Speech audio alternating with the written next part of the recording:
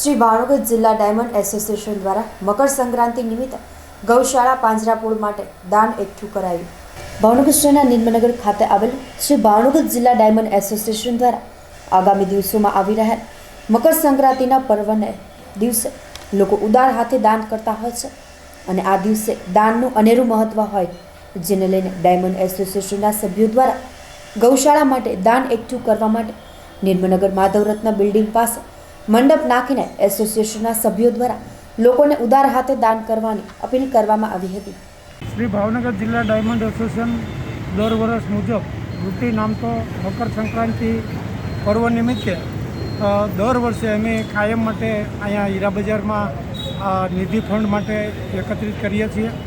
આ વર્ષે પણ અમે તારીખ 6/1/2021ને બુધવારથી એટલે આજથી 9 વાગ્યાથી શરૂ કર્યું છે અને 13/1/2021 અને બુધવાર સુધી આ સેન્ટરો શરૂ રહેશે।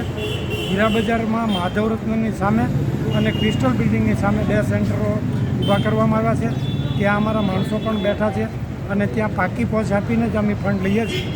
દર વર્ષે જે કાંઈ ફંડ આવે છે એની એક કમિટી બનાવી હોય છે, એમાંથી જે ફંડ આવે એ ભાવનગર શહેર અને જિલ્લાની ગૌશાળા અને પાંજરાપોળોમાં ગાયોના પ્રમાણમાં જે કાંઈ પૈસા આવ્યા હોય એ અમે ચેકથી મોકલીએ છીએ।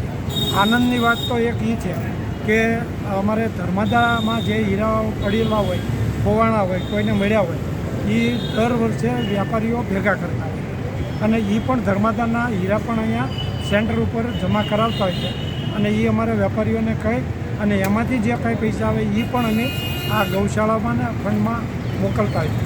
દર વર્ષે એકત્રિત કરી આમ જનતાનો પૂરો સહયોગ મળી રહ્યો છે। ડાયમંડ સાથે સંકળાયેલા તમામ લોકોને મારી ભાવનગર જિલ્લા ડાયમંડ એસોસિએશન વતી અપીલ છે કે ગૌ સેવામાં આપણે સૌ જીવદયામાં ઉદાર હાથે દાન આપીએ। આપણે કાયમ માટે આપ્યું છે ને આ વખતે પણ આપશો એવી અપેક્ષા અને આશા સાથે આપ સૌનો આ હૃદયથી આભાર।